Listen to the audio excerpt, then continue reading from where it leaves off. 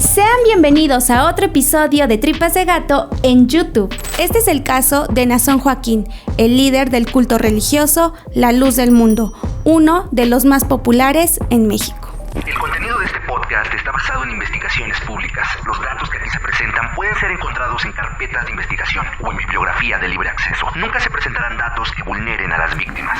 Nazón nació el 7 de mayo de 1969 en Guadalajara, Jalisco. Desde que era pequeño, supo que en algún momento de su vida se convertiría en líder de un culto religioso que su abuelo Eusebio Joaquín Flores había fundado, La Luz del Mundo. Y esto porque según un día Dios se le presentó y le dijo que pusiera un templo a su nombre, además de que debía cambiar su nombre por Aarón. Es por eso que algunas personas conocen al fundador de este culto como Aarón Joaquín Flores. Nazón creció bajo esa religión y a los 14 años ya se mostraba interesado por lo que pasaba dentro. Es por eso que se convirtió en misionero de su propia iglesia, además que para ese entonces ya tenía gran popularidad esta religión. Su abuelo había muerto y el liderazgo había pasado a su padre, Samuel, que tras varios años de estar a cargo de la religión, murió en el año 2014. Y es aquí donde vino el primer rumor que arrastró la iglesia y nunca fue aclarado. Un hombre llamado Moisés Padilla dijo que había sido víctima de abuso sexual por parte de Samuel, y esto cuando era menor de edad.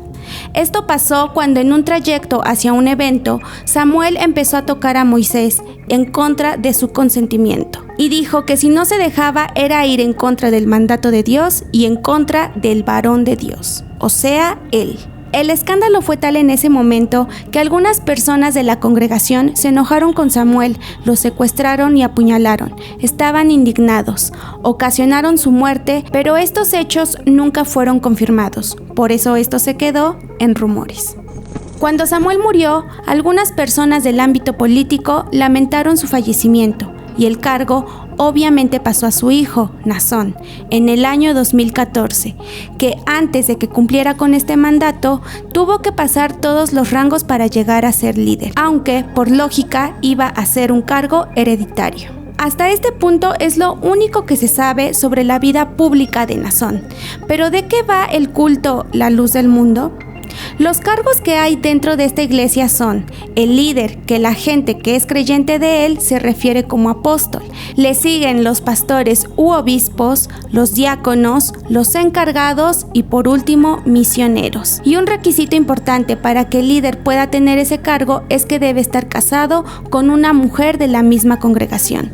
Nazón en el año 1992 se casó con Alma Zamora, con quien tuvo 3 hijos. Las creencias de esta religión piensan que Samuel murió y encarnó en su hijo, así como si fuera Dios. Es por eso que muchas personas piensan que Nazón tiene cierto poder sobre ellos. Además, creen fielmente que los hombres son los únicos que pueden interpretar la Biblia e interceder ante Dios. Por su parte, la función de la mujer dentro de la religión es la siguiente.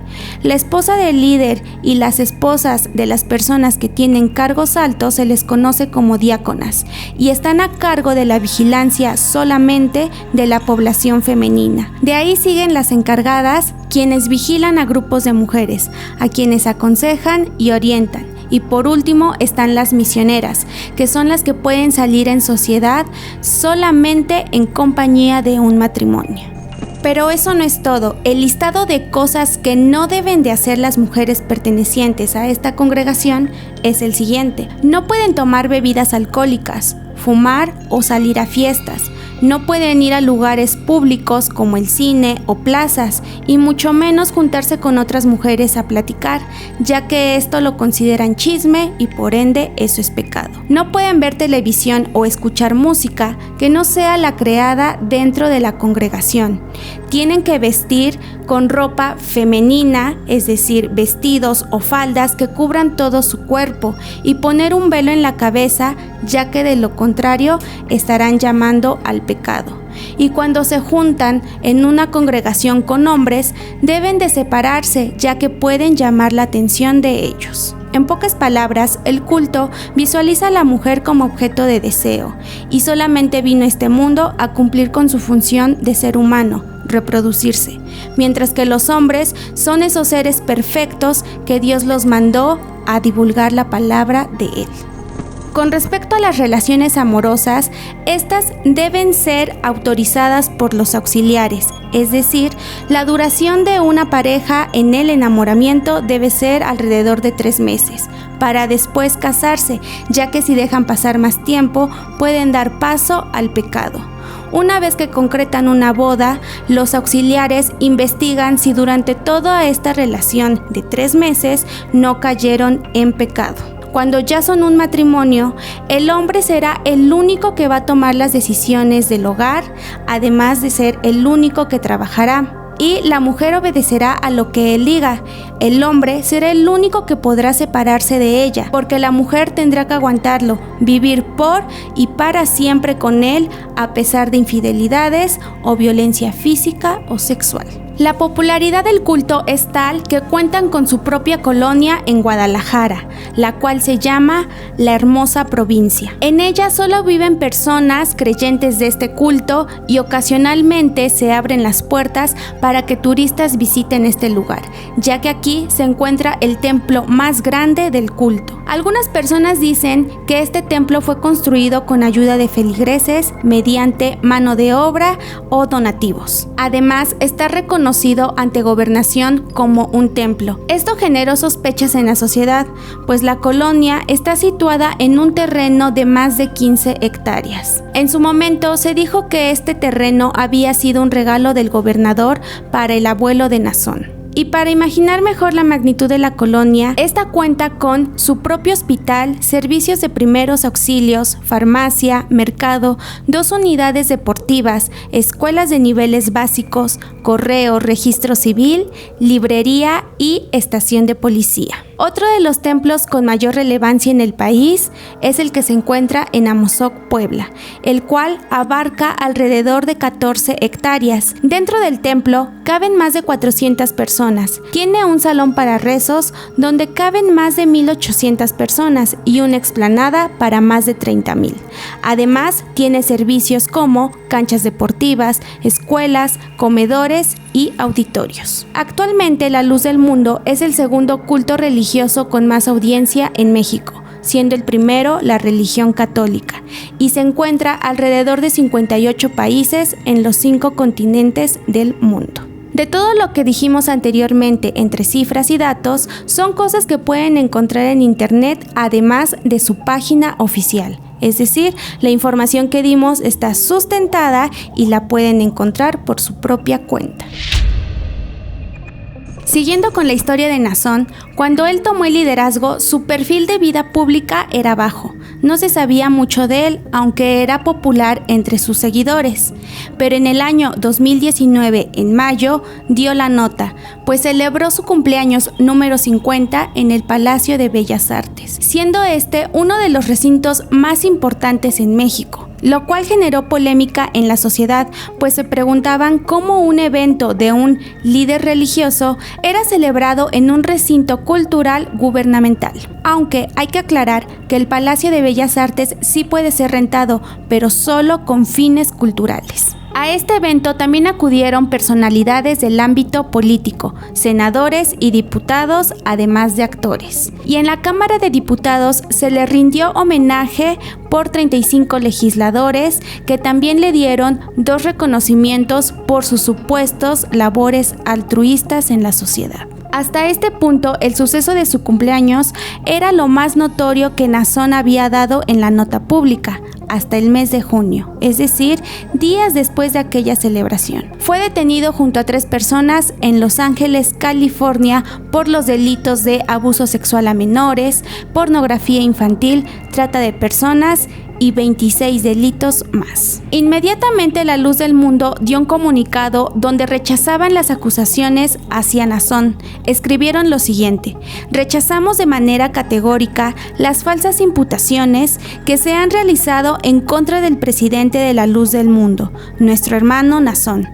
De este modo y con este mensaje se deslindaron de cualquier delito que estuvieran acusando que se realizara dentro de este culto. El caso comenzó a generar inmediatamente controversia entre la sociedad y se empezó a cuestionar sobre estos grupos religiosos o grupos de autoayuda donde muchas personas se disfrazan como líderes para brindarte un bienestar, la salvación, ayuda e incluso proclamarse como Dios. Y aunque es de no creerse, hay personas que piensan que las sectas no existen porque esta lo es. Y piensan que deben ser monstruosas, como tal debe haber sangre y muerte de por medio, pero no, muchas de estas se disfrazan y utilizan la manipulación a su favor. Tal es el caso de lo que pasó con Ricardo Ponce, pero ese es otro tema. La Fiscalía de California llevaba años investigando el caso de Naasón y la Iglesia La Luz del Mundo. Aseguró que entre los años 2015 y 2018 llevaban cometiendo delitos, entre los cuales estaban abuso de menores, posesión de pornografía infantil, trata de personas, lavado de dinero, entre otros. Los delitos de índole sexual se regían bajo los argumentos de que si las víctimas no hacían las cosas que el líder decía, era ir en contra de Dios y por ende la supuesta salvación. Para que tengan una idea de qué es lo que pasaba dentro de la Iglesia La Luz del Mundo, o al menos dentro de la casa de Naasón, era obligar a niñas a tener relaciones entre ellas, a bailar semidesnudas para él y también para sus cómplices, además de tomarles fotos y guardarlas para uso exclusivo de él y de algunas otras personas de cargos altos. ¿Cómo se supo que esto era real?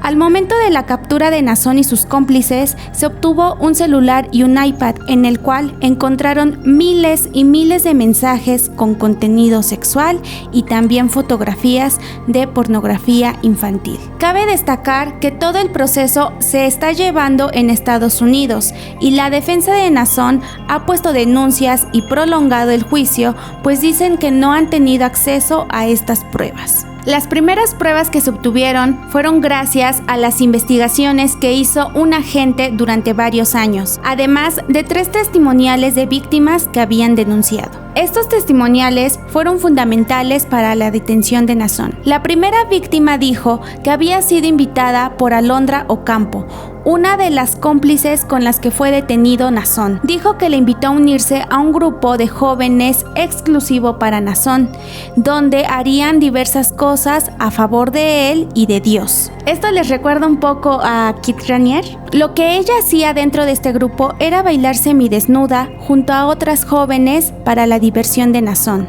bajo el argumento de que no debía ir en contra de Dios y las peticiones del líder. Naasón le decía que solo quería cuidar de ella y que sería el padre que nunca tuvo. Con el paso del tiempo, abusó sexualmente de ella.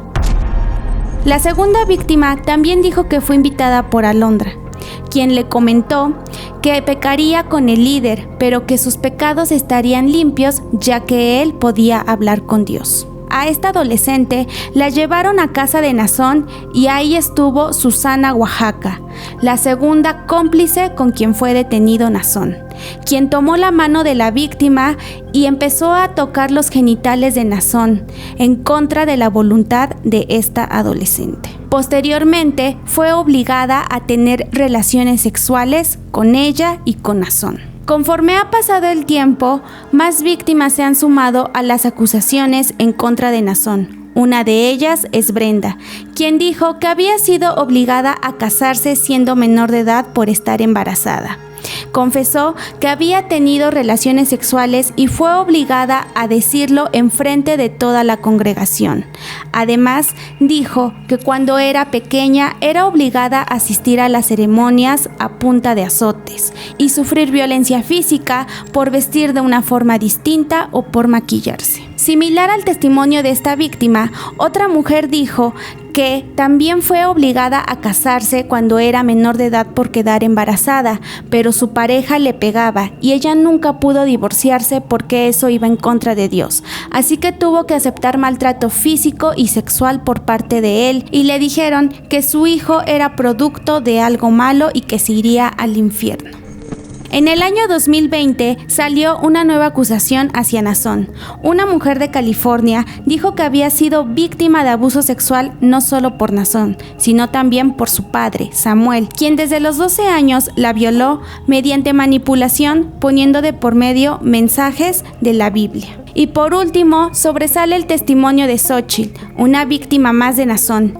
Ella dio más detalles de la forma en cómo actuaba él y sus cómplices. Dijo que a él le gustaba seleccionar a sus víctimas, le gustaban que fueran jóvenes y de tez clara o blanca. Además decía que entre más jóvenes le darían más amor y eran más puras. Fue testigo de cómo un niño de 14 años fue obligado a mantener relaciones sexuales con su propia madre y por último, aseguró haber visto unos túneles que estaban construidos debajo del gran templo, donde pasaban a las víctimas que conducían directo al cuarto del líder y al de otras personas con cargos importantes. Las autoridades tienen conocimiento de dichos túneles que sí existen. La finalidad de estos era en un principio para trasladar a los líderes y no pasaran en medio de las multitudes, pero con el paso del tiempo se usaron para trasladar a víctimas y que la gente no las viera. De sus cómplices se sabe lo siguiente: Alondra Ocampo aceptó ser culpable de 4 delitos, entre ellos la violación a menores. Aceptó su culpa para llegar a un acuerdo judicial, mientras ella da detalles de todo lo que sucede dentro de la congregación. Manifestó que fue víctima de violencia sexual y que ella también pasó por lo mismo que las jóvenes a las cuales reclutaba. La función que ella tenía era la de convencer a las jóvenes para que tuvieran un encuentro con Nazón. Si no cumplía, su vida corría peligro.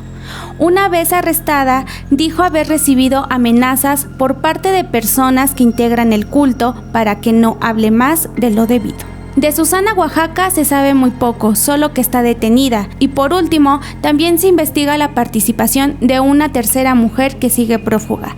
Ella es Azalea Rangel. Algunos de los delitos que siguen bajo investigación en Estados Unidos son los siguientes: violación forzada de un menor, copulación oral forzada de un menor, relaciones sexuales ilegales, acto lascivo hacia un niño, extorsión, conspiración, posesión de pornografía infantil. Y en México se le acusa de lavado de dinero y delitos fiscales.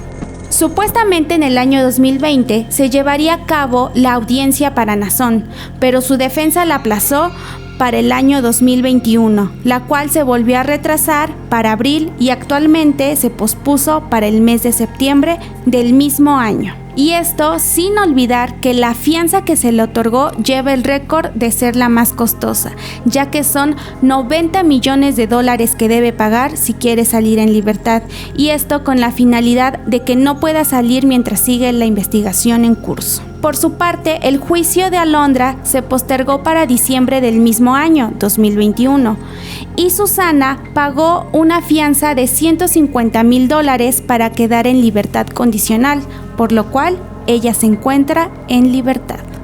En este caso hay víctimas, victimarios y víctimas que se convirtieron en victimarios, similar a tantos que hemos escuchado hablar, en los que, a opinión personal, siento que donde se debe centrar las investigaciones son en los líderes de estos grupos, cultos, congregaciones, religiones o como ustedes los quieran llamar, ya que aquí es donde se encuentra la cabeza de toda esta organización y son quienes rigen a los movimientos. Por lo general, estas personas que se autodenominan líderes han crecido con carencias afectivas y sobre todo atención.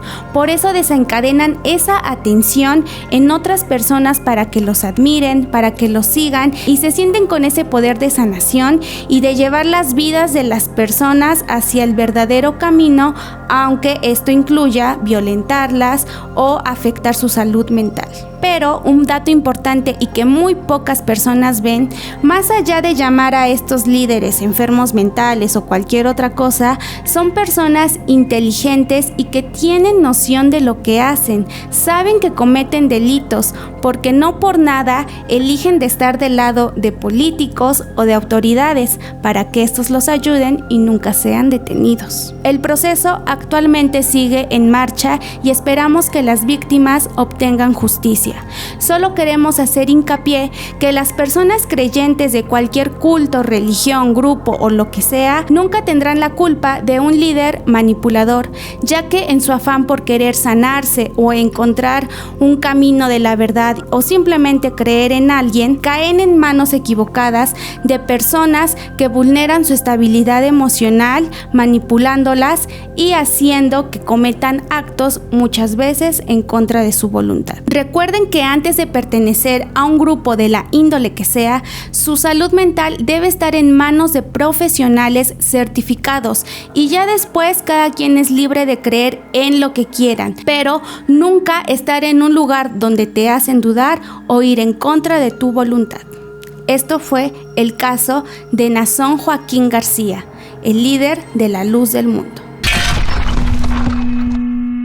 Y así llegamos al final de otro episodio. ¿Qué les pareció? Dejen sus comentarios para que podamos saber qué opinan de este caso. No olviden suscribirse, darle like y activar la campanita para que les lleguen las notificaciones de todo nuestro contenido aquí en YouTube. También chéquense los archivos oscuros por si quieren saber de otros temas. Chequen todas las redes de Tripas de Gato y sin más que decir, yo soy Beth y recuerden que lo esencial es invisible a los ojos.